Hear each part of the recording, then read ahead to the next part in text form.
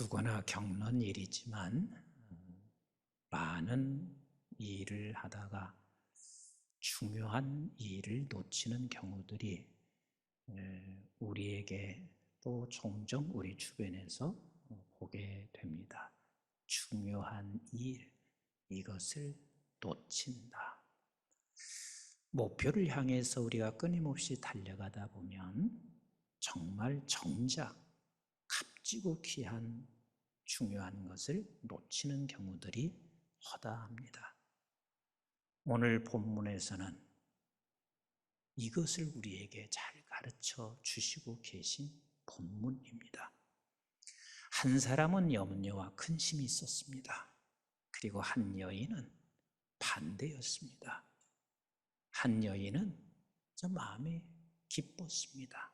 행복했습니다. 도대체 무엇을 놓쳤기에, 어떤 중요한 일을 놓쳤기에 한 사람은 염려와 근심이 있었고 한 사람은 마음이 행복했을까? 본문을 모르는 분들은 거의 없습니다. 너무 잘 알려져 있는 본문입니다. 우리 예수님께서 마을을 지나시다가 마르다가 주님의 소식을 듣고 마르다를 영접해요. 그 영접했으니 당연히 그저 무엇인가 음식을 준비해서 주님을 드리는 게 마땅한 일입니다. 절대 음식 준비한 것이 그게 잘못된 일이 아닙니다. 우리 성도님들 한번 생각해 보세요. 담임 목사가 그 집 앞에 지나가다가 여러분들이 보셨다면 목사님 우리 집에 잠깐 들리세요 그랬습니다. 그럼 들리게 되면 제일 먼저 차를 대접하든지 음료수를 대접하든지 식사 혹시 못하셨으면 식사를 준비하는 게 그게 마땅한 일일 것입니다. 그래서 마르다는 주님을 영접하고 그리고 주님에게 무엇인가를 준비해서 드리려고 하고 있었습니다. 이때 동생 마리아는 예수님 발밑에서 예수님하고 무슨 이야기인가 주고받는데 매우 행복한 모습이었던 것이 틀림이 없습니다.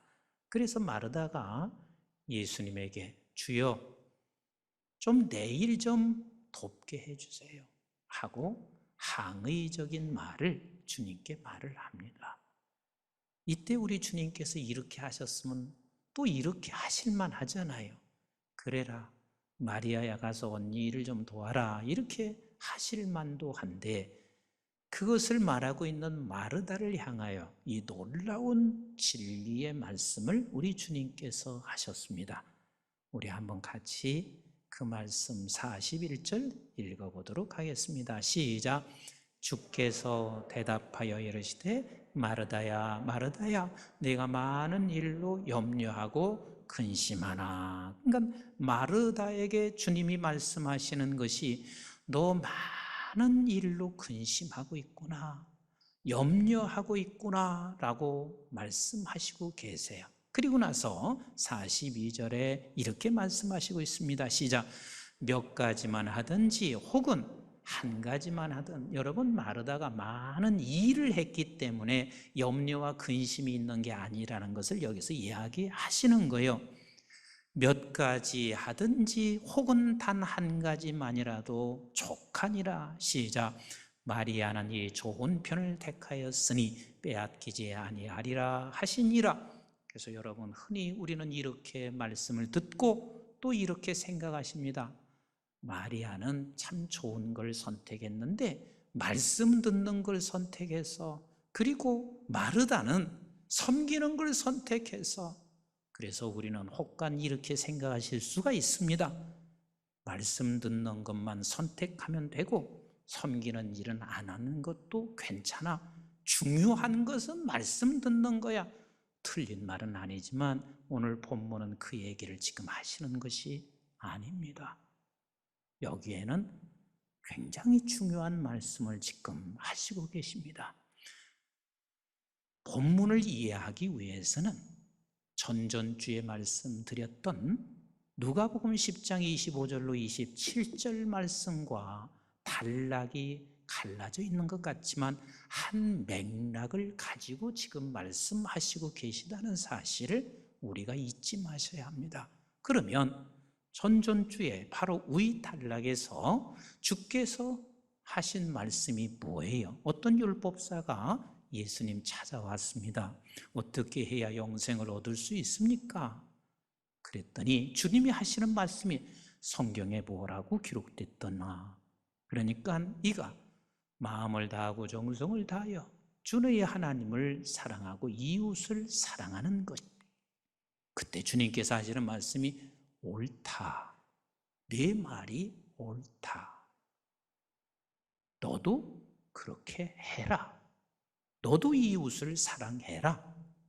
그랬더니 이 율법사가 주님에게 묻기를 이웃이 누굽니까? 그래서 우리 주님께서 그 이웃을 아주 듣기 쉽게 설명을 하시고 계셨습니다. 강도 만난 사람이 있었는데 제사장과 레위인은 그냥 지나갔는데 사마리아인이 그를 보고 가까이 가서 그에게 기름을 붓고 포도주로 그 상처를 싸맨 후에 그가 등에 얽어 매고 그리고 나서 주막으로 왔단다. 주막에 와서 그를 돌보라고 말하며 돌볼 수 있는 경비를 2데나리온을 주고 부비가 더 들면 내가 나중에 돌아올 테니 네가 염려하지 말고 그렇게 해라 라고 말했습니다. 누가 이웃이냐? 그랬더니 이가 하는 말이 자비를 베푼 자입니다. 그랬습니다. 그래서 우리 주님께서 하시는 말씀이 너도 그렇게 하라 그랬습니다.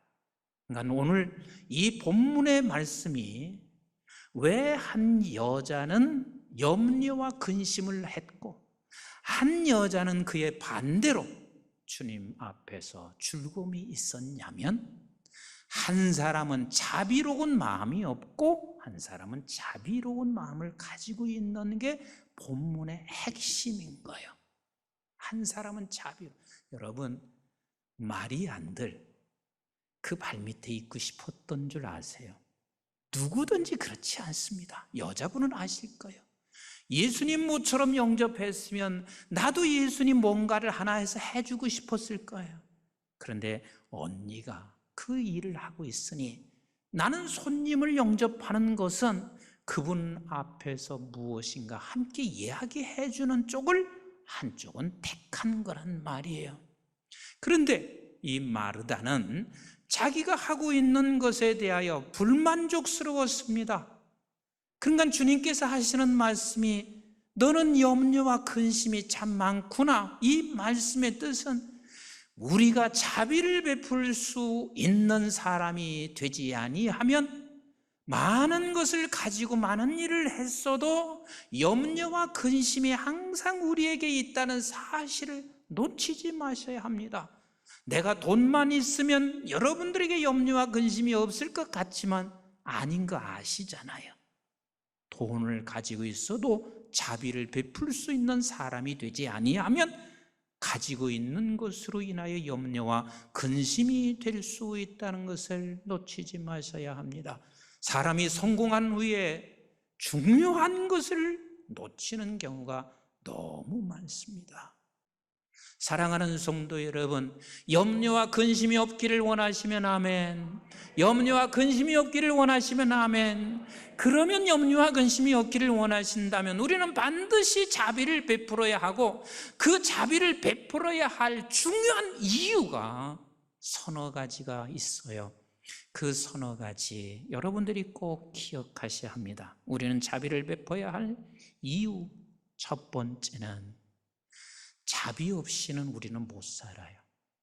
여기에 저와 여러분들이 지금 내가 여기 서 있는 거, 여러분들이 지금 이 예배 자리에 앉아 있는 모든 것들은 하나님께서 자비를 베풀어 주셔서 이 자리에 앉아 계십니다. 그래서 우리는 이미 하나님의 자비를 우리는 베품을 받았다는 사실을 놓치지 마셔야 돼요. 우리가 구원받아 영생함을 얻은 것도 하나님의 자비의 손길입니다. 그럼 우리가 구원받아 영생함을 얻은 것으로 하나님께서는 자비가 끝났느냐? 그렇지 않아요. 우리 하나님은 자비를 베풀기를 원하시는 하나님이시기 때문에 영원토록 그렇게 자비를 베푸시는 하나님이세요. 시편 103편 8절 말씀을 같이 한번 볼까요? 시작. 여호와는 긍휼이 많으시고 은혜로우시며, 여기서 긍휼은 자비입니다. 여호와는 자비가 많으시고 은혜로우시며 노하시기를 더디하시고 인자하심이 풍부하시도다. 한순간도 하나님의 자비가 없으면 우리는 살아갈 수가 없어요. 어느 목사님께서 목회를 하시는데 참 순탄하게, 제가 볼 때는 순탄하게 목회를 너무 잘 하세요. 근데 세미나에 함께 말씀을 전하는데 목사님께서 이렇게 말씀하셨습니다. 목사님, 어느 날 나에게 하나님이 깨우쳐 주신 것은 하나님이 불쌍히 여기지 아니하면 목회 못한다는 것을 너무 강하게 깨달았다는 거예요. 그래서 그 이후에는 목사님은 눈을 뜨고 일어나면 여러 가지 기도가 많겠죠. 그런데 딱 한 가지, 아버지 오늘도 불쌍히 여겨주세요. 무슨 일이 있을 때마다 오늘도 불쌍히 여겨주세요. 목사님, 나는 이 기도 딱 한마디만 합니다. 불쌍히 여겨주세요. 그런데 하나님께서 나를 정말 불쌍히 여겨서 오늘 이 자리에 설 수 있게 하셨습니다. 근데 이 기도는 성공할 때도 굉장히 중요합니다. 하나님이여 불쌍히 여겨주세요 하고 이렇게 기도하는 사람은요 절대로 오만해지지 않습니다. 절대 자기 자랑을, 자기를 내세우지 않습니다. 왜냐하면 하나님이 나를 불쌍히 여겨서 이 자리에 서 있다는 사실을 알고 있기 때문에 그렇습니다. 그리고 또한 앞으로도 하나님이 불쌍히 여기지 아니하면 나는 아무것도 할 수 없다는 사실을 너무 잘 알기 때문에 그렇습니다. 한번 같이 따라서 할까요? 주여, 주여 불쌍히 여겨주세요. 불쌍히 여겨주세요. 우리 하나님께서는 그것을 약속하시고 하나님의 성품 자체가 불쌍히 여기시는 우리 하나님이세요. 그래서 우리는 그 하나님 앞에 불쌍히 여겨달라고 기도하면, 간구할 때마다 우리를 불쌍히 여겨주시는 우리 하나님이십니다. 우리가 자비를 베풀어야 할 두 번째 이유가 있습니다. 자비를 베풀지 않게 되면 우리는 반드시 망하게 됩니다. 반드시 망하게 됩니다. 사람들이, 국가도 마찬가지라는 사실을 잊지 마셔야 돼요. 여러분, 국가가 자비를 베풀지 않게 되면 어디로 이제 흘러가기 시작하냐면 공산국가가 되든지 사회주의가 되든지 이곳으로 흘러가게 되어져 있습니다. 제가 사회주의가 나쁘다는 얘기 아니에요. 공산주의는 진짜 나빠요. 근데 나쁘다는 얘기가 아니에요. 사람들은 있는 것을 빼앗아서 나누고 싶은 충동이 있지만, 근데 권력을 쥐고 있는 사람은 그게 힘이 돼요. 그게 힘이 돼요. 그런데 우리는 함께 기도해야 할 것이 뭐냐면, 가장 복된 나라는 민족이 복음화되는 거예요. 그래서 복음화돼서 어떻게 해야 되냐면 믿음의 백성들이 자비를 베풀 수 있어야 돼요. 영국이 한때 세계를 제패하고도 있었지만 믿음의 백성들로 인하여 자비를 베푸는 사람들이 그 나라에는 수없이 많이 있었거든요. 미국도 한때 이렇게, 지금도 물론 세계 강국을 이루고 있지만 청교도들과 기독교인들을 통하여 자비를 베풀었거든요. 이게 얼마나 나라가 복이 되는지 아셔야만 합니다. 여러분, 가정이나 교회나 국가나 자비를 베풀 때 하나님께서 놀라운 은혜를 베풀어 주신다는 사실을 놓치지 마셔야 돼요. 이제 6.25가 71주년 됐습니다. 그런데 여러분들이 너무 잘 알다시피 그것을 겪으셨던 분이나 겪지 않으셨던 분이나 6.25의 참상은 너무 다 잘 알고 있습니다. 그 어느 곳 하나도 이 민족의 살아갈 희망과 그리고 소망이라는 건 찾아볼 수가 없었습니다. 저는 37년 전 독일에 있을 때 나는 대한민국 사람이라는 것이 늘 자랑스러워서 한국에서 왔어요, 이렇게 말하면 아무도 한국을 몰랐습니다. 아무도 몰랐습니다.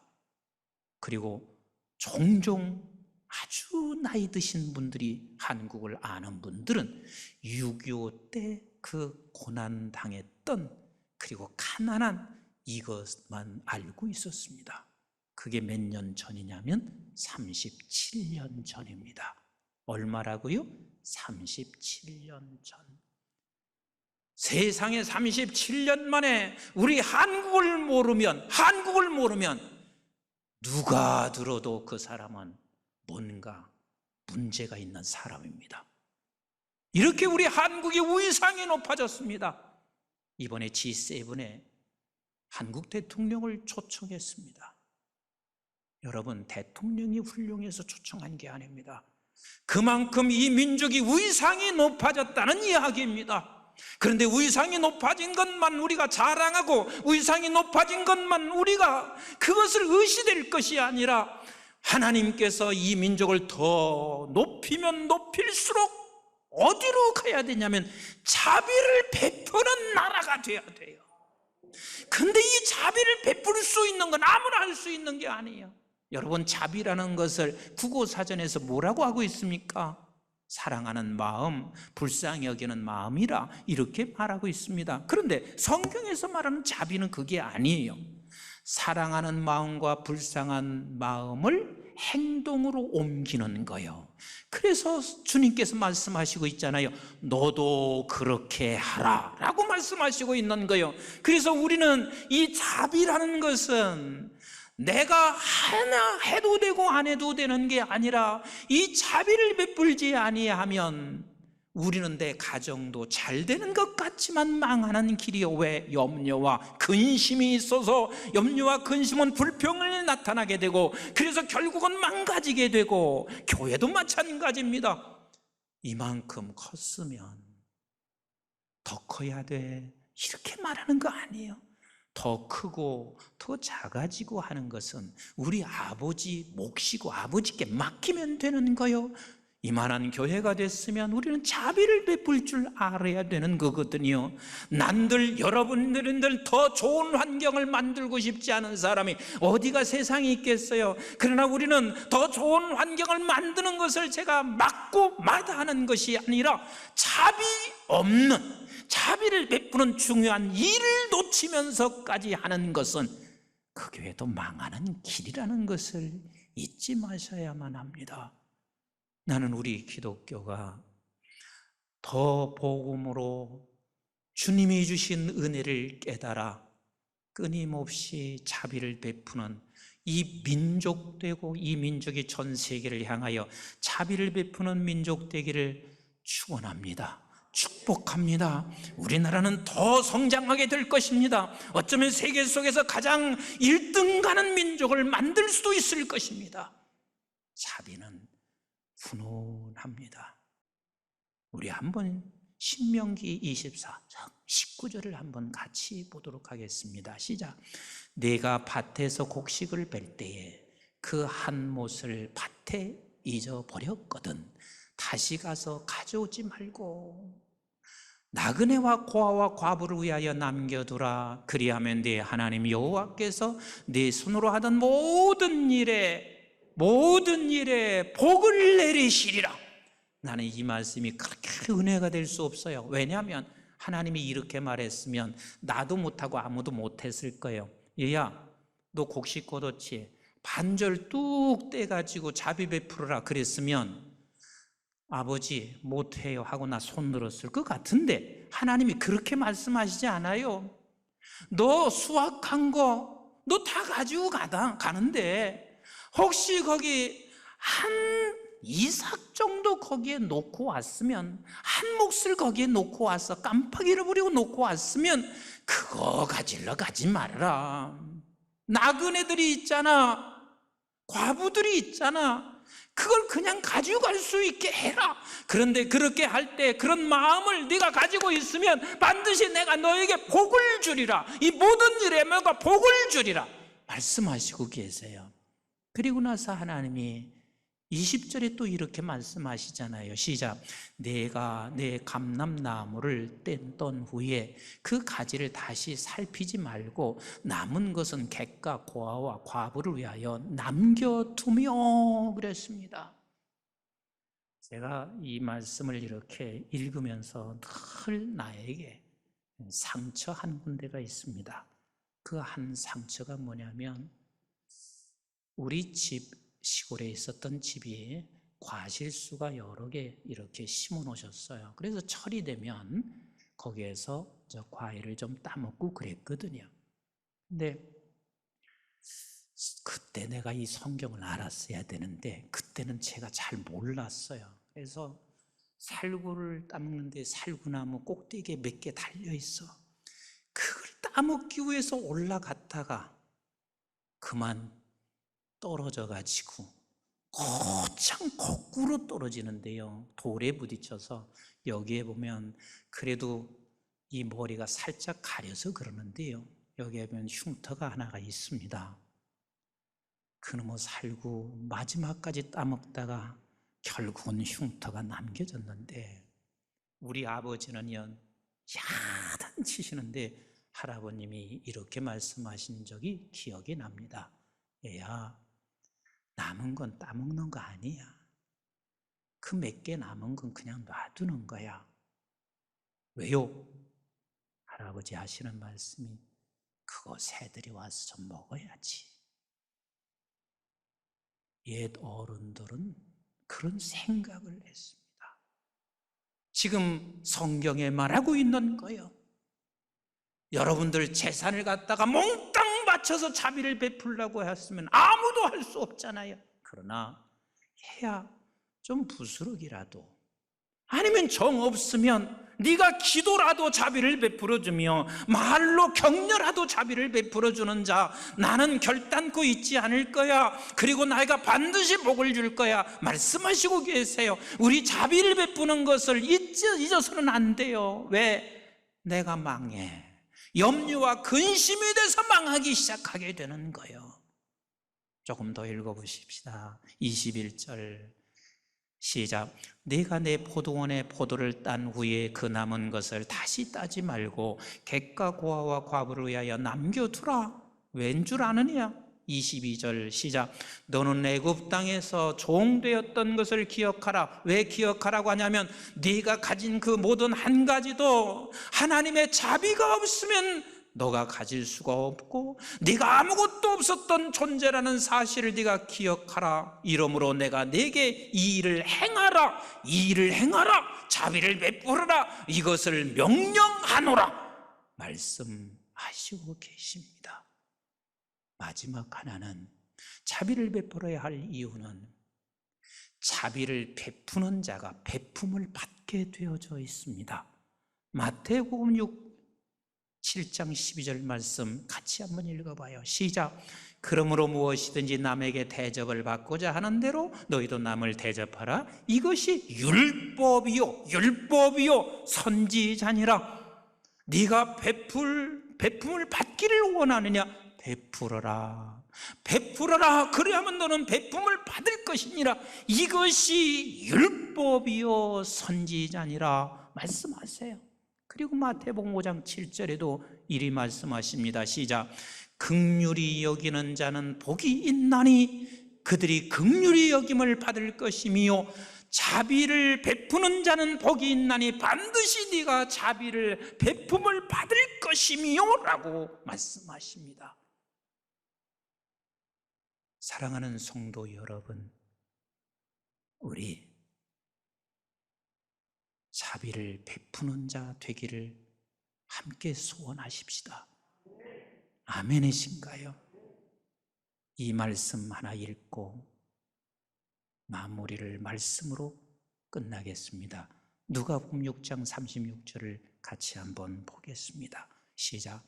너희 아버지의 자비로우심 같이 너희도 자비로운 자가 되라. 자비를 베풀 때 염려와 근심이 사라지고 내 마음의 행복과 기쁨이 있습니다. 그리고 모두를 살려내게 될 것입니다.